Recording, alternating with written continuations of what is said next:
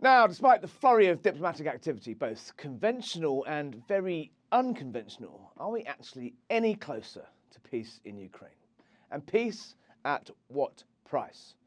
This week, the Kremlin tyrant Vladimir Putin, he looked down the camera and he declared to Europe, Russia does not seek war, but if Europe wants it, we're ready to fight.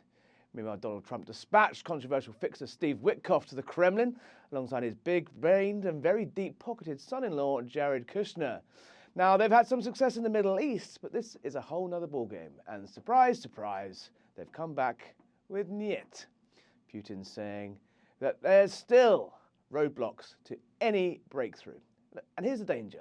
Even the best negotiators in the world could not fix a conflict that is tilted towards a bully.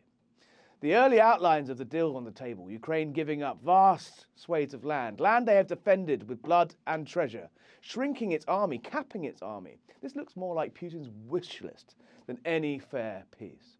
Zelensky has diplomatically said that tough issues remain. That's code for we are being pushed to swallow something impossible. For him, for Zelensky, politically, there's no way he could sign up to this plan. I mean, he's looking pretty shaky already, but there's no way he'd be able to survive electorally. And Putin knows that. Now, Kushner and Witkoff appear to pull off some sort of miracle in the Middle East. But they can't deliver a lasting peace if Putin thinks he's winning. And right now, frankly, he does think he's winning. And right now, frankly, he is winning.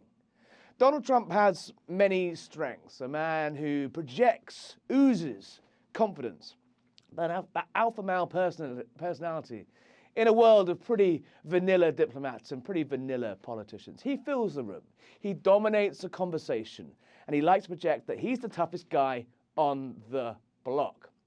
But this larger-than-life persona, it comes with a flaw, one that's becoming too big for the world to ignore, a persistent blind spot for Vladimir Putin and the world's other strongmen.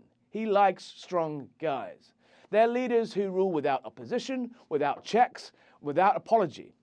And no, I'm not talking about the talking Russian compromat fantasy that the left have been peddling for 8 years. There's a much, much simpler explanation here. This is the real one. Trump admires dominance. He respects control. If a leader can snap his fingers and the whole country just jumps, that impresses him. We've seen it with Viktor Orban. We've seen it with the Turks. We've seen it with even little Kim Jong-un. Remember when Trump asked him about murdering rivals, even his family members, shooting them with cannons? He shrugged and said, lots of leaders do bad things. And then he added, he's a tough guy. That's 1 in 10,000 who can do that. He likes that sort of leadership. That wasn't a slip. That's Trump's worldview. And right now, that worldview is bleeding directly into the most consequential crisis on the planet. Russia's war of aggression against Ukraine is a war on all of the West. Because as Trump calls for the fighting to stop, Putin once again escalates. Cruise missiles are still slamming into western Ukraine. Residential buildings, power plants being turned to rubble. Children being murdered. More civilians dead. There isn't a pause. There's just an expansion. Russia's biggest aerial assault happened this month. But somehow, Moscow's not being asked to compromise. It's Kyiv. And the Steve Witkoff episode makes this worse, not better. Leaked recordings show that Trump's special envoy was advising Russian officials on how to pitch to Donald Trump, how to be reasonable and get into Trump's mind. Trump instantly defended that, said Witkoff was just doing the standard thing, selling a deal, making a deal. Okay, fine, but that deal should never have started with a 28-point wish list that was basically written by the Kremlin. Russia keeps what it's grabbed. Ukraine military cut in half. This isn't a peace deal. That is handing Russia victory. It would reward invasion, humiliate the Ukrainians, and guarantee future wars, I believe, on the European continent. Witkoff's been to Moscow repeatedly this year. He saw Putin again on Tuesday. He's been to Kyiv how many times? 0. Not once. The US Army Secretary goes, European leaders go, but Trump's envoy, Moscow only. Now, after outrage from allies, the plan is being revised, we hope. Zelensky said he's ready to meet Trump and hash out those sensitive points. Good. It's necessary. But it should never have come to this. It should never have started as a Russian wish list. Putin could not be rewarded.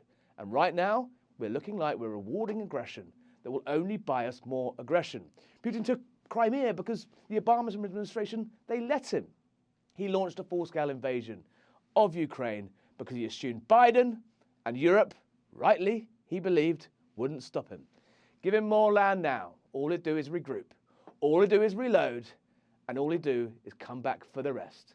That's why Trump's strongman blind spot matters. Because the president sees the world like a dog in a park. Alpha dogs command respects. Beta dogs get kicked around. Fine in domestic politics. Quite entertaining, in fact, in domestic politics. Very dangerous on the geopolitical stage. When a US president praises strongmen just for being strongman, the strongmen see a green light. And right now, I think Putin thinks he has one. But here's the hard truth. The world doesn't want to face this, but Europe's strategic collapse is even worse. 4 years into this war that directly threatens their continent, France and Germany still don't have a coherent plan about what to do. Their one serious move, using 200 billion in frozen Russian assets to support Ukraine, is blocked by Belgium's bureaucratic dithering, dressed up as apparently realism. And as for my country, as for old Britain, well, right now it's stuck in domestic political chaos. It has always aspired to be Ukraine's staunchest defender. But Starmer, Prime Minister at home, increasingly irrelevant in this argument. Abroad, isolated, dysfunctional at home. And it's Ukraine that's paying the price for this. That war of attrition is bleeding Ukraine. It is slowly and painfully losing. Corruption scandals are corroding public confidence, and war weariness is settling in. A nation exhausted, not a nation now to be abandoned. Meanwhile, Trump's making something very, very clear, perhaps a little too clear. He won't be riding to the rescue if this isn't fixed soon. And honestly, why would he? If there's one consistent theme with Trump's foreign policy, it's America's wealthier allies need to defend themselves better. He's not going to replay the Balkans, where Europeans' helplessness forced the US to come clean up the mess. And let's be blunt. The more that Europe flounders, the more that they argue, the more that Trump will double down. From his perspective, if Europe won't back Ukraine, why should he bail them out? Putin knows this too. He's counting on that too.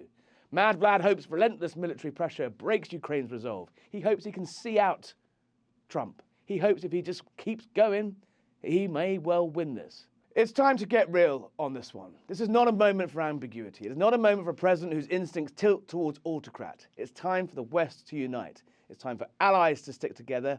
And it's time to get this done.